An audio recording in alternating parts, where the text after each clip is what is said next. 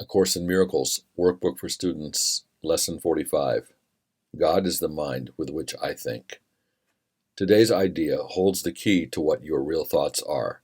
They are nothing that you think, just as nothing that you think you see is related to vision in any way.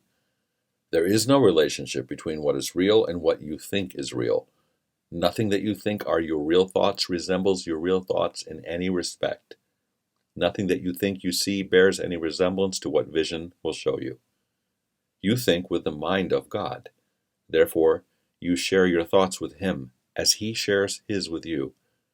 They are the same thoughts because they are thought by the same mind.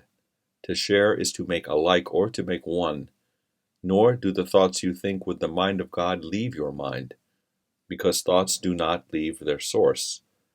Therefore, your thoughts are in the mind of God as you are. They are in your mind as well, where He is. As you are part of His mind, so are your thoughts part of His thoughts. Where, then, are your real thoughts? Today we will attempt to reach them. We will have to look for them in your mind because that is where they are. They must still be there because they cannot have left. What is thought by the mind of God is eternal, being part of creation. Our 3 5-minute practice periods for today will take the same general form that we used in applying yesterday's idea. We will attempt to leave the unreal and seek for the real.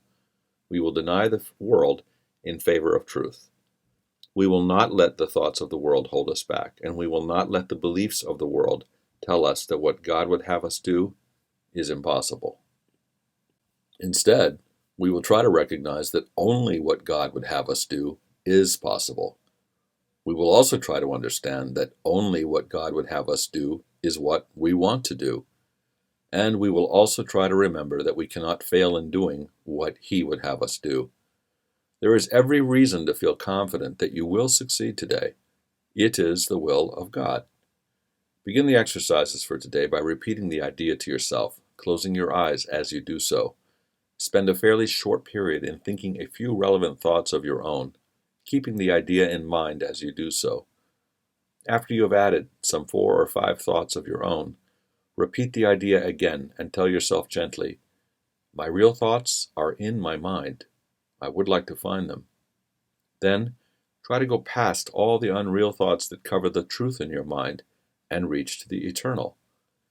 Under all the senseless thoughts and mad ideas with which you have cluttered up your mind are the thoughts which you thought with God in the beginning. They are there in your mind now, completely unchanged. They will always be in your mind, exactly as they always were. Everything that you have thought since then will change, but the foundation on which they rest is wholly changeless. It is this foundation toward which the exercises for today are directed. Here is your mind, joined with the mind of God. Here are your thoughts, one with His. For this kind of practice, only one thing is necessary. Approach it as you would an altar dedicated in heaven itself to God the Father and God the Son, for such is the place you are trying to reach. You will probably be unable as yet to realize how high you are trying to go.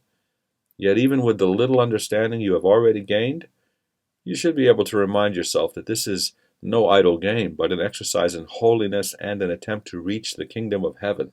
In using the shorter form for applying today's idea, try to remember how important it is to you to understand the holiness of the mind that thinks with God. Take a minute or two as you repeat the idea throughout the day to appreciate your mind's holiness. Stand aside, however briefly, from all thoughts that are unworthy of Him whose host you are, and thank Him for the thoughts He is thinking with you.